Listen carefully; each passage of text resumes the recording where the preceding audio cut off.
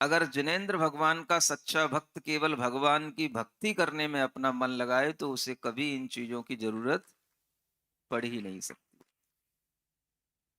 ये धर्म एक ऐसा रसायन है, एक ऐसा अमृत है, इसका पान करके ही आत्मा पवित्र होती है।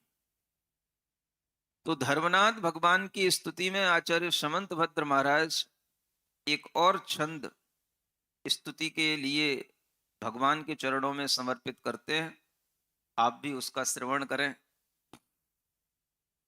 प्रातिहार्य विभवै परिष्कृतो देहतोऽपि विरतो भवान् भूत् मोक्ष मार्गमशिषन्नरामरान् नापि शासन फलैषणातुरः। भगवान की स्तुति में कहा जा रहा है, हे भगवान, प्रातिहार्य विभवै परिष्कृतो। कल का प्रवचन याद है किसी को? कल के ऑडियंस अलग थे, कुछ कॉमन भी हैं। नई नई कॉलोनी के लोग आते हैं, पुराने वाले बस एक दिन सुन के चले जाते हैं। कुछ रेगुलर स्टूडेंट्स भी रहने चाहिए। सुन रहे हो? जितनी भी यहाँ पर काले कोट पहन करके बैठे हैं, ये आगामी दिनों में क्या कहा था, किससे घिरे रहते हैं? देवों के समूह से, मनुष्यों के समूह से। अब जब गणधरों के समूह से, इन सब से वो घिरे रहते हैं, तो जैसे जैसे हम नीचे से दृष्टि ऊपर की ओर भगवान की पास तक ले जाते हैं, तो भगवान तो और ज्यादा और चीजों से भी घिरे दिखाई देते हैं। एक तो कोई व्यक्ति जब सीधा सीधा सभा में एंट्री लेता है तो उसको क्या दिखता है? सभा में कितने लोग हैं। उसकी दृष्टि सबसे पहले कहां जाती है? सभा की तरफ जाती है। तो इसी तरीके से भगवान की स्तुति करते हुए आचार्य समंतभद्र महाराज ने सबसे पहले सभा देखी। भगवान की सभा देव और मनुष्यों और गणधरों के समूह से भरी हुई है। फिर जैसे जैसे भगवान के पास आए तो भगवान के बिंब को देखते देखते उनकी दृष्टि उनके आसपास और जो कुछ भी वैभव बिखरा हुआ है उस पर पड़ती है। वो सबसे बड़ा वैभव क्या होता है? जो भगवान के बिल्कुल आसपास होता है और उन्हीं के लिए होता है, उसको कहते हैं प्रातिहार्यों का वैभव। प्रातिहार्य विभवई परिष्कृत। भगवान प्रातिहार्य के वैभव से परिष्कृत हैं, युक्त हैं, घिरे हुए हैं। और ये प्रातिहार्यों का वैभव बड़ा अद्भुत वैभव होता है। 8 प्रातिहार्य होते हैं और इन 8 प्रातिहार्यों से भगवान की शोभा उस समूह शरण में देखते ही बनती है। हम केवल अगर अपने दिमाग में भी थोड़ा सा विजुलाइज करें कि भगवान समूह शरण में बैठे हों, सभा लगी हो और 8 प्रातिहार्य उनके आसपास हों, तो हमें भी भगवान के ध्यान में मन लग सकता है। 8 प्रकार के जो वैभव हैं ये भगवान के विशेष प्रातिहार्य कहलाते हैं और इनको प्रातिहार्य रूपी लक्ष्मी भी कहा जाता है। क्या बोलते हैं? प्रातिहार्य लक्ष्मी है ये। लक्ष्मी वैभव का प्रतीक होती है और सबसे ज्यादा वैभव भगवान के आसपास बिखरा हुआ रहता है। इतना रहता है, इतना रहता है कि कोई बटोरने वाला नहीं मिलता। सुन रहे हो कि नहीं? ज्योति कॉलोनी वाले, ज्योति नगर वाले, बलवीर नगर वाले, सुन रहे हैं ना सभी? अगर वो वैभव यहां पर आ जाए तो आप लोगों के लिए कितना ही भरने का मौका मिल जाए, भरने का मौका मिल जाए, भरते भरते आप थक सकते हो, लेकिन वैभव कभी कम नहीं होता। इतना वैभव भगवान के आसपास बिखरा हुआ रहता है कि लोग उसको ले भी नहीं पाते। जन्म कल्याणक के अवसर पर भी इसी तरह का वैभव चारों ओर दिखाई देता है। जब ज्ञान कल्याणक होता है तो अष्ट प्रातिहार्य का वैभव दिखाई देता है और जब जन्म कल्याणक होता है तो उस समय पर जितना बड़ा जम्बू द्वीप उतना ही बड़ा ऐरावत हाथी। 1 लाख योजन का वह ऐरावत हाथी होता है जिस पर भगवान विराजमान होकर के सुमेरु पर्वत पर जाते हैं। वह सुमेरु पर्वत पर भगवान का अभिषेक होता है। कुछ लोग जब वर्धमान स्तोत्र पढ़ते हैं तो एक शंका आती है, महाराज आपने तो इसमें मंदर मेरु लिखा हुआ है और भगवान का अभिषेक तो सुमेरु पर्वत पर होता है। आपको बताना चाहता हूं, मंदर मेरु कहो सुमेरु पर्वत कहो एक ही बात है। ये सुमेरु पर्वत के ही पर्यायवाची नाम है। मंदर पर्वत कोई अलग, 5 मेरुओं में एक का नाम मंदर भी हो सकता है, लेकिन सभी पर्वतों के नाम आपस में पर्यायवाची नाम है। पंचसु मंदर गिरिशु, आचार्य पूज्यपाद महाराज लिखते हैं 5 ही मंदर पर्वतों पर, माने 5 ही सुमेरु पर्वतों पर। समझ आता है? तो कई लोग जब ये शंका करते हैं तो उनकी शंका का समाधान भी इस प्रवचन से हो जाए कि वर्धमान स्तोत्र में मंदर का मतलब क्या है? सुमेरु पर्वत ही है। वो मंदर पर्वत कोई दूसरा नहीं है, सुमेरु पर्वत को ही मंदर पर्वत प्रकारांतर से पर्यायवाची नाम से कहा जाता है। तो भगवान का अभिषेक वहां होता है।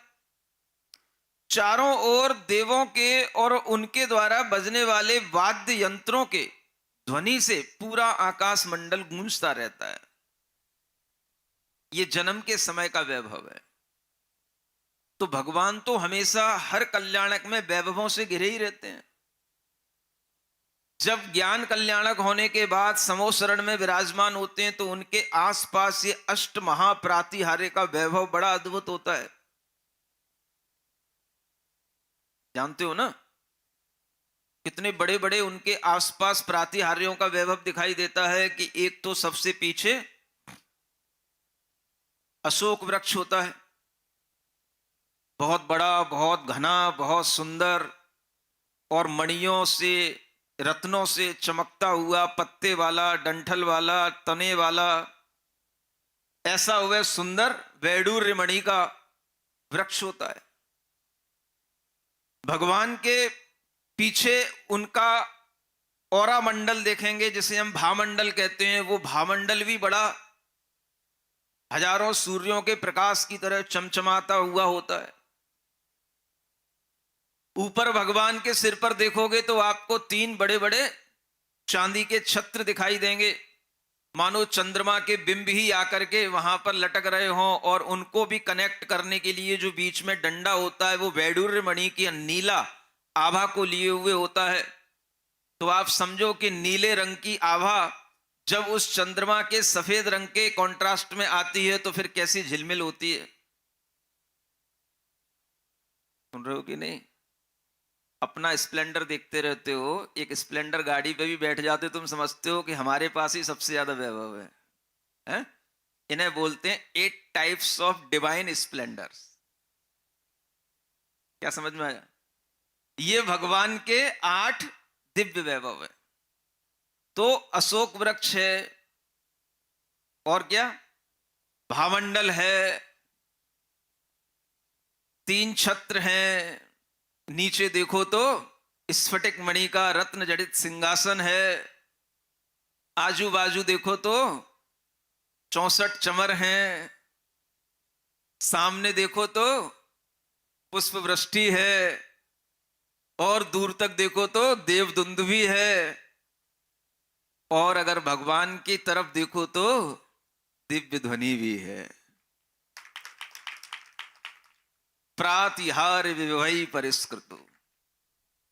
अब भगवान जब इतनी चीजों से घिरे हैं तो एक सामान्य मनुष्य के मन में जरूर विचार उत्पन्न होता है, ये निष्परिग्रही होने का तो उपदेश देते हैं और इनके आसपास तो देखो सारा जलवा तो इनके आस ही पास बिखरा पड़ा है।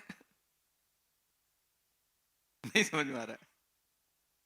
भगवान ने परिग्रह छोड़ा, धन छोड़ा, रत्न छोड़े, वैभव छोड़ा, निधियां छोड़ी, सब यहीं इकट्ठी हो गई आके।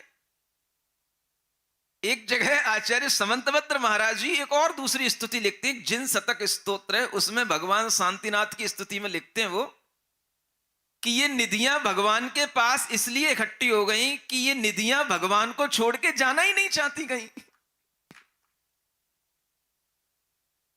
आचार्य समंतवत महाराज भी बड़े अच्छे स्तुतिकार हुए हैं। उनसे अच्छा स्तुतिकार मुझे दुनिया में आज तक कोई मिला नहीं, और उनसे अच्छी स्तुति करने वाला कोई भी विद्वान हुआ नहीं उनके अलावा। समझ आ रहा है? उनने एक नहीं कई स्तुतियां। तो एक स्तुति में वो लिखते हैं कि ये दिव्य रिद्धियां, ये निधियां, ये सब भगवान आपके आसपास क्यों हैं? आप तो चक्रवर्ती थे, आपने तो 9 निधियां छोड़ दी, फिर भी ये आपके ही आसपास क्यों घूम रही हैं? तो फिर क्या वो निधियां भी भगवान को छोड़ करके कहीं जाना नहीं चाहती? अगर भगवान के चरणों में वह कमल भी गिर रहे हैं तो वह इसलिए गिर रहे हैं कि वो भी भगवान के चरणों को कहीं छोड़ करके जाना नहीं चाहते। पुष्पों की वर्षा हो रही है, सब कुछ वह दिव्य प्रातिहार्यों के माध्यम से भगवान की शोभा दिखाई दे रही है, और उस शोभा के बीच में आप कैसे हैं? बोलो कैसे हैं भगवान? क्या बोलोगे? सपरिग्रही कि निष्परिग्रही? बोलो। देखो, डर के मत बोलना। हाँ, भगवान है इसलिए हम बुराई नहीं कर सकते। भक्त कभी भी ऐसा नहीं सोचता। आचार्य समंतभद्र जैसे तो वे एक एक बात की बिल्कुल न्याय के माध्यम से प्रस्तुति करते हैं। तो अब भगवान को ये सब देख करके भी उनके मन में भी यही विचार आ रहा होगा। आचार्य समंतभद्र महाराज भी यही सोच रहे हैं, ये भगवान क्या है? ये आपने कहा सचित्त परिग्रह होता है, अचित्त परिग्रह होता है, इतनी बड़ी सभा बैठी, ये सब आपका सचित्त परिग्रह? ये इतने प्रातिहार्य लटक रहे हैं, ये सब आपका अचित्त परिग्रह है? और आप कहते हो हम सचित्त परिग्रह से भी रहित हैं, हम अचित्त परिग्रह से भी रहित हैं, हम मिश्र परिग्रह से भी रहित हैं। और भगवान सबको निष्परिग्रही होने का उपदेश देते हैं, और स्वयं इतने अपार वैभव परिग्रह के बीच में बैठे हुए हैं। बताओ क्या कहना है आपको भगवान को?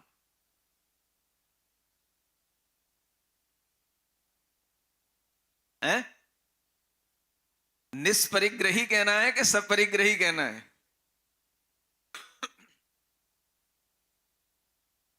एक शब्द है बहुत अच्छा, निष्परिग्रही कहना है कि निष्प्रही कहना है?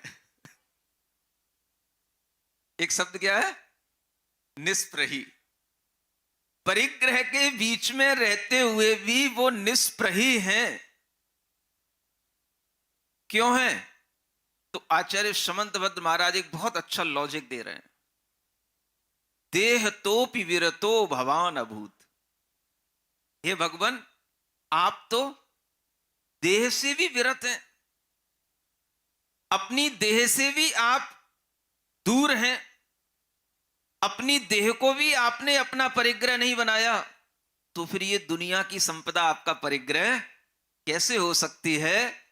जो अपनी देह से भी विरक्त है, ममत्व से रहित है, वह दुनिया में किसी भी सचित अचित वस्तु के ममत्व के साथ हो ही नहीं सकता। ये लॉजिक है।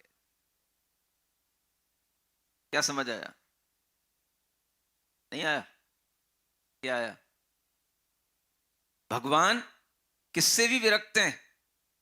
अपने शरीर के प्रति भी जिनका ममत्व नहीं है, तो फिर उन्हें दुनिया में कुछ भी आसपास बिखरा रहे, वो सब आप कहो आपका है। कभी भगवान ने कहा है इट इज माइन? कभी भगवान बोलते हैं? कौन बोलता है? अच्छा, कि सब करता कौन है? भगवान ने कहा 3 छत्र कहां है? क्यों सौधर्मेंद्र, दिखाई नहीं दे रहे 3 छत्र कहां है? कभी भगवान ऐसे देखते हुए 64 चमर पूरे हैं कि नहीं? 1 2 3 4 5, एक आध कम रह जाए तो थोड़ा सा फिर कुबेर को डांट लगाए। क्या सुन रहे हो? कभी देखा ऐसा आपने? सुना है? कभी ऐसा भगवान करते हैं? कभी भगवान अपने चारों ओर बिखरी हुई सभा को या अपने सिंहासन को भी देखते हैं? है? कुछ नहीं। देह तोपी विरतः, इसी को बोलते हैं। हे भगवान, जब आप अपने शरीर से भी विरक्त हैं, शरीर में भी आसक्त नहीं हैं, तो फिर आप इस बाहरी परिग्रह में कैसे आसक्त हो सकते हैं? तो यही सबसे बड़ा प्रश्न आज के बच्चों के लिए हो जाता है कि जब भगवान वीतराग हैं तो उनके आसपास इतना राग क्यों आप लोग बिखेरते हो? सोने का सिंहासन बनाओ, चांदी के छत्र लगाओ, सोने के छत्र लगाओ, क्यों इतना उनके आसपास इतना वैभव क्यों लगाना चाहते हो? कई बच्चे प्रश्न करते हैं। जब भगवान वीतराग हैं तो आप इतना राग की वस्तुएं भगवान के आसपास क्यों रखते हो? क्या सुन रहे हो? क्यों रखा जाता है? इसका उत्तर सुनना। इसी बात का ज्ञान कराने के लिए रखा जाता है कि सच्चा वीतरागी वही होता है जो राग के बीच में भी बैठ करके उससे ममत्व का भाव ना लाए और अपनेपन का भाव ना लाए। इसी को बोलते हैं जल से भिन्न कमल है। कमल खिलेगा तो कीचड़ में ही, जल में ही, लेकिन अनटच। किससे अनटच? जिससे उत्पन्न हुआ है उससे भी अनटच। न वो कीचड़ को छुएगा, न जल को छुएगा, कुछ ऊपर उठेगा, ऊपर रहेगा,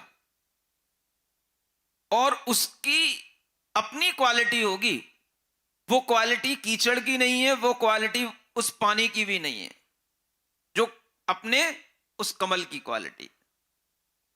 इसी तरह से भगवान संसार में रहते हुए भी संसार से ऊपर उठ गए हैं और संसार उनके आसपास बिखरा पड़ा है, लेकिन वह वीतराग भाव के साथ में देह से भी विरक्त होकर के निर्ममत्व भाव से बैठे हैं।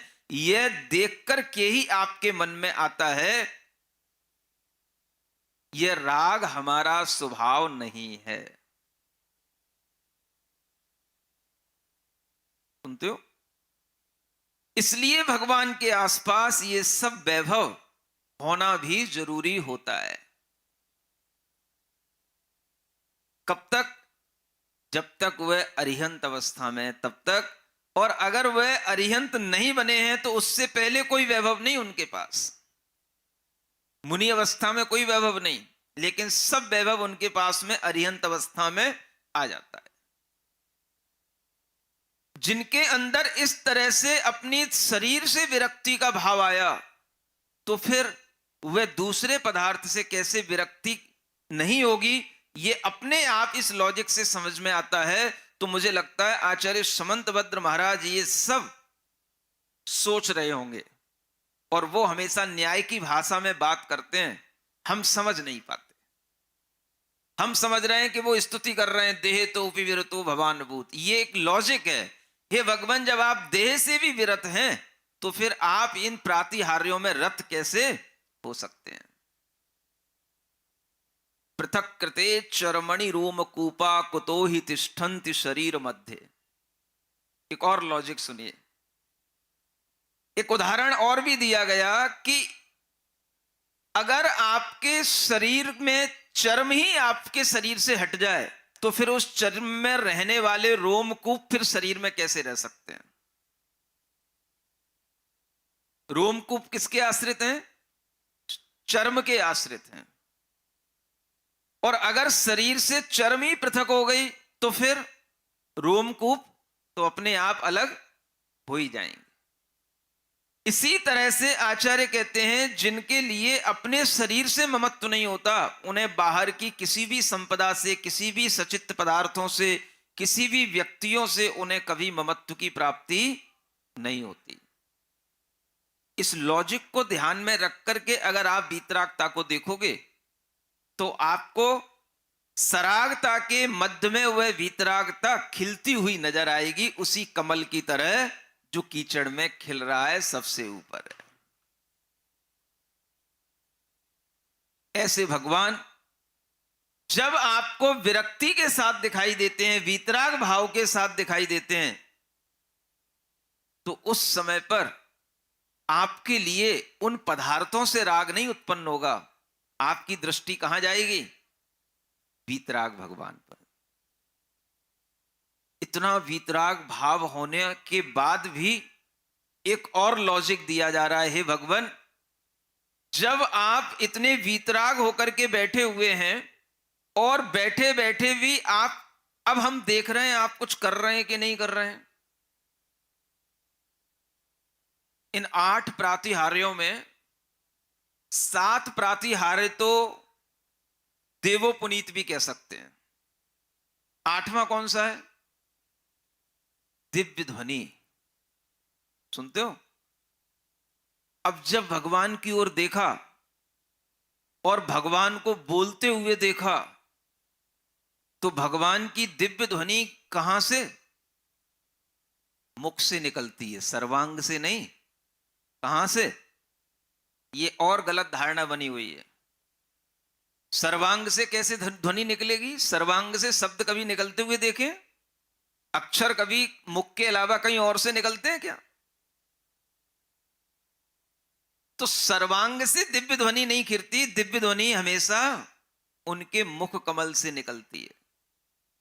अब जब भगवान के मुख से दिव्य ध्वनि खिरता हुआ देखा, तो फिर भगवान के लिए स्तुति करते हुए आचार्य समंतभद्र महाराज को विचार आता है, हे भगवान, आप बोल तो रहे हो, और बोल रहे हो तो इसका मतलब है बोल कर के भी कहीं आप दूसरों को रिझा तो नहीं रहे हो। और दूसरों को रिझाना अगर आपके बोलने से हो रहा है, तो ये भी आपके भीतर के राग को बताने वाला भाव हो जाएगा। क्या सुन रहे हो? जब भी कोई दुनिया में बोलता है तो बोलने के बाद में ये भी पूछता रहता है, सुन रहे हो कि नहीं सुन रहे हो, कुछ रिएक्ट कर रहे हो कि नहीं कर रहे हो, ताली बजा रहे हो कि नहीं बजा रहे हो, ध्यान दे रहे हो कि नहीं दे रहे हो। तो जब भी कोई कवि बोलता है तो फिर वो कहता है, देखो मैंने 3 लाइनें तो बोल दी, अब चौथी लाइन पे ध्यान देना तुम। इसलिए बोलता है वो। हाँ, अब ताली बजाने को तैयार रहना। तो कोई भी दुनिया में बोलता है तो वो अपनी कहीं ना कहीं इस तरह की मानसिकता रखता है कि दुनिया के लोग उसकी तरफ उन्मुख हों और वो उसके प्रति राग भाव भी रखें। और अगर इस तरह का मनोभाव हे भगवान आपका हुआ, तो ये भाव भी आपके अंदर के राग को बताने वाला भाव होगा। क्या सुना? भगवान जब बोलते हैं तो बोलने से सभी को संतोष मिलता है, सभी के कान तृप्त होते हैं, और भगवान की उस दिव्य ध्वनि को सुनकर के सभी लोगों को ऐसा लगता है जैसे हमने अमृत का पान कर लिया। और उसके बावजूद भी हम जब भगवान की ओर देखते हैं तो भगवान को उससे कुछ रिटर्न में चाहिए कि नहीं?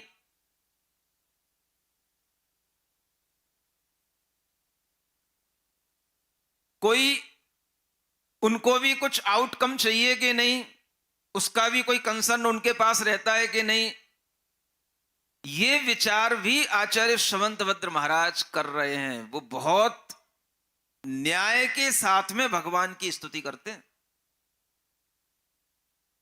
राग है, राग की क्रिया हो सकती है, लेकिन आपके अंदर राग है कि नहीं, ये देखना भी है और समझना भी है। और भगवान की स्तुति करते करते ये विचार भी आ रहा है, मोक्ष मार्ग मशिशन नरामरान।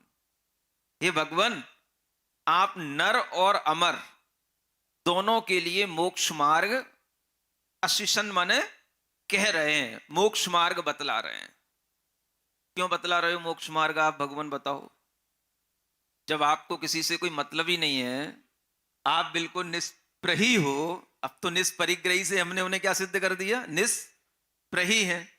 तो जब निष्प्रही हो गए माने मीन्स कोई उनके अंदर स्पृहा माने इच्छा होती है, किसी भी तरह की कोई डिजायर तो है नहीं।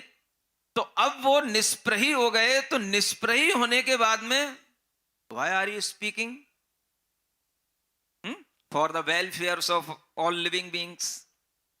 तो अब क्यों बोल रहे हो आप लोगों के कल्याण के लिए? वाई? मतलब आपको दूसरों का कल्याण करने की इच्छा है?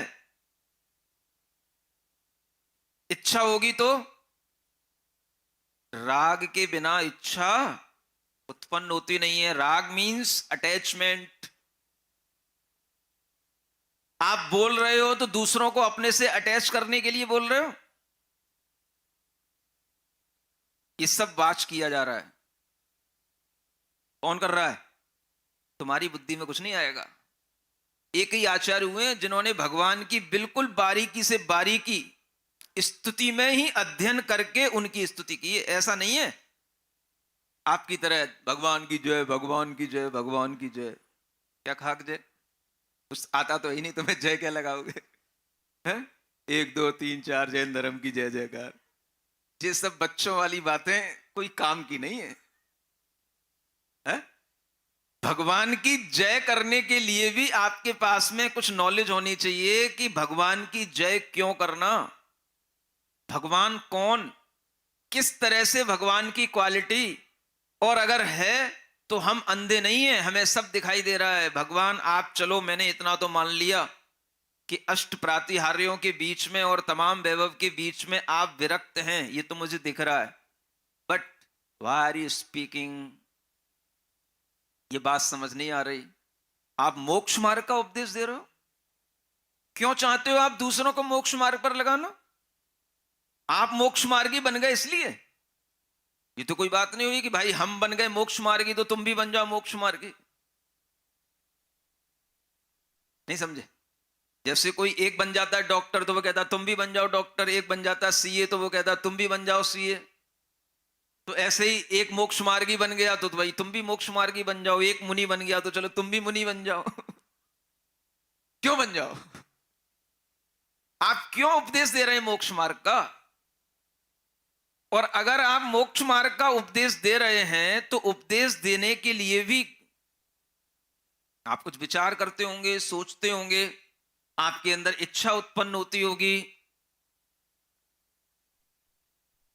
और जब इच्छा से आप बोलोगे तो फिर आपको कुछ उसका रिटर्न भी चाहिए पड़ता होगा। नहीं समझे? कुछ उसका आउटकम भी देखते होगे। क्या आ रहा है? लोग लग भी रहे हैं नहीं मोक्ष मार्ग पर कि वैसे ही अपन बोले जा रहे हैं मोक्ष मार्ग मोक्ष मार्ग। इतना सब भगवान के बारे में आचार्य समंतभद्र महाराज विचार कर रहे हैं और छोड़ नहीं रहे उनको। उनकी एक एक एक्टिविटी पर उनकी पैनी नजर है।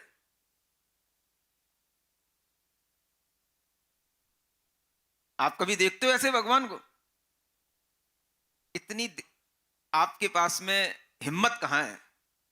वो हिम्मत केवल आचार्य समंतभद्र में ही हुई और किसी में नहीं हुई। बाकी सब तो उदक चंदन करते रहते हैं, बस भगवान आपके चरणों में आ गए, नारियल चढ़ाया, चलते बने। एकमात्र पूरे जैन जगत में आचार्य समंतभद्र महाराज हुए जिन्होंने उनकी एक एक बारीकी से अध्ययन करके उनकी एक एक चीज को स्वीकार तब किया जब उनको हर चीज बिल्कुल लॉजिकली प्रूव्ड हो गई। उसके बिना वो मानने वाले नहीं। अब वो कहते हैं भगवान आप इन सब चीजों के विरक्त बीच में विरक्त हैं, ये दिख रहा है, लेकिन जब आप विरक्त हैं तो फिर आप कुछ क्यों दे रहे हैं?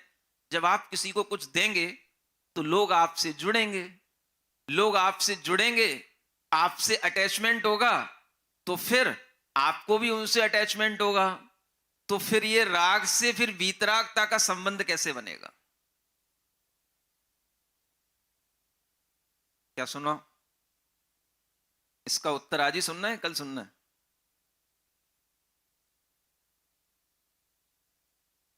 मोक्ष मार्ग मसिसन नरामरान नापि शासन फलई शरणातुर। ऊपर की लाइन में प्रश्न हो गया। भले ही आपको लग रहा है कि स्तुति हो रही है, लेकिन वो एक प्रश्नात्मक स्तुति है। और अगली लाइन में उसका आंसर आ रहा है, नापि शासन फलई शरणातुर। हे भगवान, आपका ये जो शासन है, आपका ये शासन माने आज्ञा, ज्ञान देना, ये जो शासन है, ये फल की इच्छा के लिए आतुर नहीं है। माने आप सिर्फ बोलते हैं, लेकिन बोलने के बाद में आपको किसी भी तरह के कोई भी रिटर्न की, रिजल्ट की, आउटकम की कोई भी आपके अंदर इच्छा नहीं है। आप किसी भी प्रकार के फल की इच्छा के बिना केवल लोगों को मोक्ष मार्ग का उपदेश दे रहे हैं, इसलिए आप भीतर से भी निष्प्रही हैं, यह सिद्ध हो जाता है। ताली की भी इच्छा नहीं होने, अपने को हो सकती है, अपन अभी भगवान की तरफ वीतरागी नहीं हो गए, इसलिए आपसे पूछ लेते हैं, सुन रहे हो कि नहीं। भाई अटेंशन जरूरी है ना। भगवान तो कभी ये भी नहीं पूछते होंगे सुन रहे हो कि नहीं, उन्हें तो सिर्फ फ्लो डिलीवर कर दिया, सुना दिया, उसके अलावा कोई प्रयोजन नहीं। इतनी एक्सट्रीम लेवल की वीतरागता जब आ जाती है, तब वह भगवान के अंदर का वह वीतराग भाव भी दिखाई देता है, और उसी वीतराग भाव के कारण से यह दिव्य ध्वनि रूपी प्रातिहार्य आता है। यानी भगवान की उस हितोपदेशता का संबंध इस वीतरागता से है, और यह वीतरागता भगवान में स्पष्ट रूप से दिखाई देती है।